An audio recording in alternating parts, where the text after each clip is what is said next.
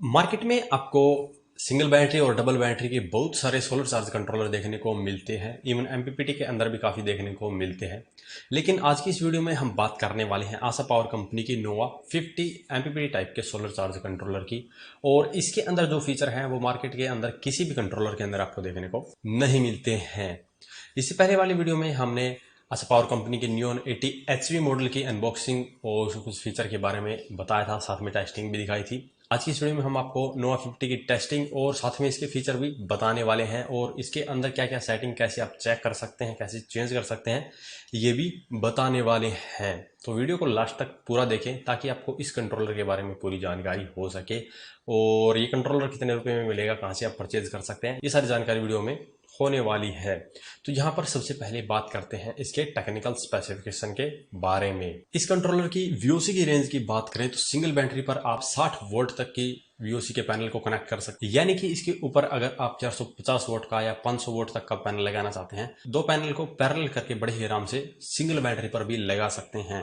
जो दूसरी कंपनियों के सोलर चार्ज कंट्रोलर एमपीपीटी के अंदर भी आपको देखने को मिलते हैं, उनके अंदर आपको 45 वोल्ट तक की वीओसी रेंज देखने को मिलती है। कुछ में आपको 50 वोल्ट की भी रेंज देखने को मिल जाती है, लेकिन यहाँ पर नोवा 50 के अंदर 60 वोल्ट की वीओसी रेंज देखने को मिलेगी। और आशा पावर कंपनी के अंदर ऐसे कई मॉडल हैं जिनके अंदर आपको 100 वोल्ट तक की वीओसी रेंज भी देखने को मिलती है सिंगल बैटरी के ऊपर।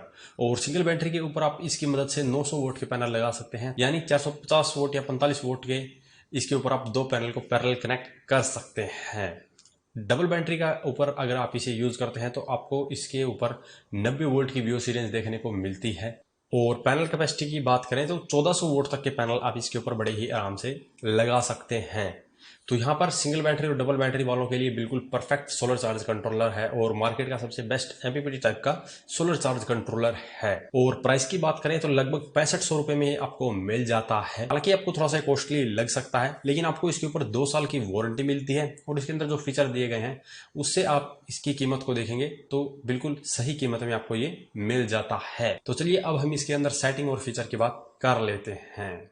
सामने की तरफ आपको 3 एलईडी दी गई है और उसके नीचे डिस्प्ले है और उसके नीचे 3 बटन दिए गए हैं। और इनमें जो भी आप इसके अंदर सेटिंग की हुई है उसको चेक करने के लिए आप जो एंटर का बटन है उसे दबाएंगे तो उसके अंदर जो भी सेटिंग है या जो भी पैरामीटर आ रहा है वो आप डिस्प्ले के ऊपर देख पाएंगे। तो यहाँ पर आप देख सकते हैं कि जैसे जैसे मैं दबा रहा हूँ वैसे वैसे जो भी इसके अंदर सेटिंग या पैरामीटर्स हैं वो दिखाई दे रहे हैं। तो जितनी बार आप दबाते रहेंगे वैसे वैसे नेक्स्ट नेक्स्ट ये आते रहते हैं। और अगर आप इनमें से किसी भी पैरामीटर की सेटिंग को चेंज करना चाहते हैं देन आपको जो ऑटो बाईपास ऑफ वाला बटन है उसको पहले दबाना है और उसके बाद में जो एंटर का बटन है उसको दबाना है। तो ऐसे में आप सेटअप में आ जाते हैं। जैसा कि आप यहाँ पर देख सकते हैं नोवा सेटअप 7.6 ये वर्जन है इस सोलर चार्ज कंट्रोलर का, जो कि सबसे लेटेस्ट है। तो सबसे पहले यहाँ पर आपको फ्लोट वोल्टेज दिखाई देगी और ये बाय डिफॉल्ट सेट होती है 14.2 वोल्ट पर। इसे आप अप डाउन की से चेंज कर सकते हैं। चेंज करने के बाद में आपको एंटर वाला बटन 1 सेकंड के लिए दबा कर रखना है, तब नेक्स्ट सेटिंग इसकी आ जाएगी जो कि होगी ब्लैक वोल्टेज की। और ब्लैक वोल्टेज की जो सेटिंग है वो 14.8 वोल्ट बाय डिफॉल्ट होती है। इसे भी आप अपनी बैटरी के अनुसार या जरूरत के अनुसार बदल सकते हैं। और फिर से आपको एंटर की दबा देनी है और इसके बाद में आपको इक्वलाइजेशन वोल्टेज दिखाई देगी। तो ऐसे ही आप एंटर की दबाते रहेंगे तो आपको सारी सेटिंग यहाँ पर दिखाई देती रहेगी। यहाँ पर आप देख सकते हैं मैक्स एम्पियर जो है वो 50 एम्पियर बाय डिफॉल्ट सेट होते हैं, इसे आप कम भी कर सकते हैं। और यहाँ पर ग्रिड टू सोलर की जो वोल्टेज है वो 14.2 है, यानी कि आपकी बैटरी जब 14.2 वोल्टेज पर आ जाएगी तब यह आपके लोड को ग्रिड से सोलर पर शिफ्ट कर देगा और आपका सारा लोड सोलर पर चलेगा। इसके बाद में है सोलर टू ग्रिड वोल्टेज, ये 11.5 रखी गई है। इसे भी आप कम या ज़्यादा कर सकते हैं, यानी कि आपकी बैटरी डिस्चार्ज होकर 11.5 वोल्ट पर आ जाएगी तब आपका लोड सोलर से वापस ग्रिड पे शिफ्ट हो जाएगा। और यहाँ पर 10वें नंबर पर बैटरी AH दिया गया है जो कि 150 है और ये बाय डिफॉल्ट होता है। अगर आपकी बैटरी की AH कम या ज़्यादा है तो वो आप यहाँ से चेंज कर सकते हैं, क्योंकि इसके अंदर जो एम्पियर लिमिट वाला फीचर है वो इसी आधार पर काम करता है। जो आपकी बैटरी की AH वैल्यू है उसका 20% से आपकी बैटरी को वो चार्ज करता है, जो कि आगे हम बताने वाले हैं।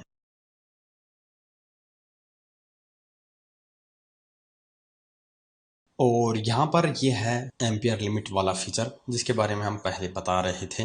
ये इनिशियल लिमिटेड एम्पियर चार्जिंग के लिए होता है और ये बाय डिफ़ॉल्ट 0 पर सेट होता है, यानी कि आपके सोलर पैनल से जितने पावर मिल रही है वो उसी से आपकी बैटरी को चार्ज करेगा।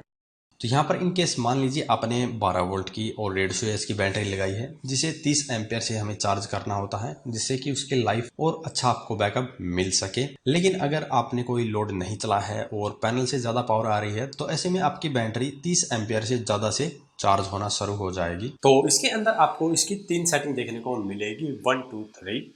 और यहाँ पर जो सबसे पहली सेटिंग है उसके अंदर अगर आप इसे रखते हैं तो ये आपकी बैटरी को लोड शिफ्टिंग वोल्टेज यानी कि जो बाय डिफ़ॉल्ट 14.2 होती है वहाँ तक लिमिटेड एम्पियर से चार्ज करेगा। मान लीजिए आपने 150 एएच की बैटरी लगाई है तो ये उसे उसके 20% यानी कि 30 एम्पियर से चार्ज करेगा। और एक बार आपकी बैटरियों की वोल्टेज 14.2 पहुँच जाती है उसके बाद में ये एम्पियर को खोल देता है और सोलर पैनल से आने वाली पावर से फिर आपकी बैटरियों को भी चार्ज करता है और साथ ही साथ आपके लोड को भी चलाता है। और अगर आप 2 नंबर की सेटिंग को कर देते हैं तो ये आपकी बैटरियों को जो बल्क वोल्टेज है यानी कि 14.8 जो बाय डिफ़ॉल्ट होती है वहाँ तक चार्ज करेगा लिमिटेड एम्पियर से और उसके बाद में ये एम्पियर को खोल देता है और उसके बाद में आपका जो लोड है वो भी सोलर से चलता है और आपकी बैटरियाँ भी सोलर से चार्ज होती है। लेकिन इसकी एक लिमिटेशन है कि अगर आपकी बैटरी उसी दिन डिस्चार्ज होकर वापस 11.5 वोल्ट पर नहीं आती है या जो सोलर से ग्रिड शिफ्टिंग की वोल्टेज आपने सेट की है वहाँ तक नहीं आती है तो ये नेक्स्ट डे आपकी बैटरी को बल्क चार्जिंग वोल्टेज तक लिमिटेड एम्पियर से चार्ज नहीं करेगा, उसको फुली एम्पियर से ही चार्ज करेगा। तो इस सेटिंग को मैं रिकमेंड नहीं करता हूँ। इससे बेटर आप इसकी जो तीसरे नंबर की सेटिंग है उसको ऑन रखिए। उसके अंदर सेम ऐसे ही होता है, आपकी बैटरी को ये बल्क वोल्टेज यानी कि जो 14.8 वोल्ट है वहाँ तक चार्ज करता है लिमिटेड एम्पियर से। और इनकेस आपकी बैटरियाँ 11.5 वोल्ट पर वापस नहीं भी आती है तो ये शाम को जब सोलर पैनल हमारे बैटरियों से डिस्कनेक्ट होते हैं ऑटोमेटिकली उस समय ये जो सेटिंग है वो रीसेट हो जाती है और नेक्स्ट डे फिर से ये बल्क वोल्टेज तक ही आपकी बैटरियों को लिमिटेड एम्पियर से चार्ज करता है। तो ये जो सेटिंग है वो सबसे बेस्ट है और आपको इसी के लिए मैं रिकमेंड करता हूँ।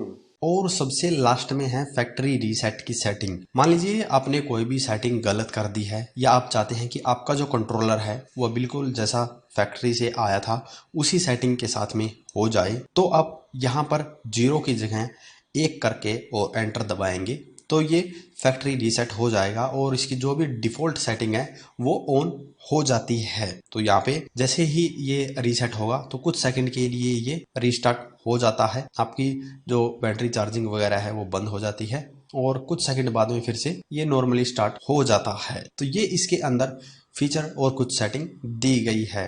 तो चलिए अब हम इसको टेस्ट करने वाले हैं सिंगल बैटरी के ऊपर। कंट्रोलर के कनेक्शन करना बहुत ही आसान है। आपको सबसे पहले बैटरी की जो नेगेटिव पॉजिटिव की वायर है वो इसके अंदर लगा देनी है। यहाँ पर आपको साथ में मैं इसके टर्मिनल ब्लॉक के साथ में समझा दूंगा कि कैसे इसके कनेक्शन करने हैं। और बैटरी के कनेक्शन करने के बाद में आपको सोलर पैनल के कनेक्शन करने हैं। और यहाँ पर जैसे ही सोलर पैनल के कनेक्शन करते हैं जो बीच वाली एलईडी है वो ग्रीन कलर की जल्दी शुरू हो जाती है और जैसे ही बैटरी चार्जिंग शुरू होती है तो उसके साथ वाली रेड कलर की एलईडी ब्लिंक करना शुरू हो जाती है, जैसा कि आप देख सकते हैं। और आप यहाँ पर देख सकते हैं कि हमें सोलर पैनल से 15 एम्पियर के करीब पावर मिल रही है और यह हमारी बैटरी को 38 एम्पियर से चार्ज कर रहा है। तो अगर आप अपनी बैटरी को 38 एम्पियर से यानी कि इतने ज़्यादा करंट से चार्ज नहीं करना चाहते हैं तो जैसे हमने पहले बताया था एम्पियर लिमिटेड सेटिंग को आप ऑन कर सकते हैं और उसको 1 या 2 सेटिंग पर सेट कर सकते हैं जिससे कि आपकी बैटरियाँ फिर 30 एम्पियर से ही चार्ज होगी। और यहाँ पर कंट्रोलर की एक और ख़ास बात है कि यहाँ पर आपको पैनल से आने वाली वोट भी दिखाई देगी जिससे कि आप पता लगा सकते हैं कि आपके पैनल से कितने वोट पावर आ रही है। तो यहाँ पर आप देख सकते हैं सोलर पैनल से आपको 481 वोट मिल रहे हैं। तो अगर आप भी अपने सिस्टम के लिए कोई सोलर चार्ज खरीदने की सोच रहे थे तो आपके लिए ये सोलर चार्ज कंट्रोलर बेस्ट होने वाला है। तो अब बात करते हैं कि कहाँ से आप इसे खरीद सकते हैं। तो इसे आप अमेजोन, फ्लिपकार्ट और आशा पावर कंपनी की ऑफिशियल वेबसाइट asapower.in से खरीद सकते हैं। यहाँ पर इसका जो प्राइस है वो आप देख सकते हैं कि लगभग 6800 रुपये है। लेकिन यहाँ पर समय समय पर डिस्काउंट कूपन दिए जाते हैं, जिससे कि आपको ये लगभग 6500 रुपये में पड़ जाता है। तो आज की इस वीडियो में इतना ही। अगर इसी बारे में अभी भी आपका कोई सवाल या सुझाव हो तो वीडियो कमेंट बॉक्स में कमेंट करें, और वीडियो पसंद आए तो वीडियो को लाइक करें, शेयर करें, साथ ही हमारे चैनल को सब्सक्राइब करें। सब्सक्राइब करने के साथ साथ बेल आइकन को जरूर दबाएं, ताकि इसी प्रकार की वीडियो आपको समय समय पर मिलती रहे। धन्यवाद।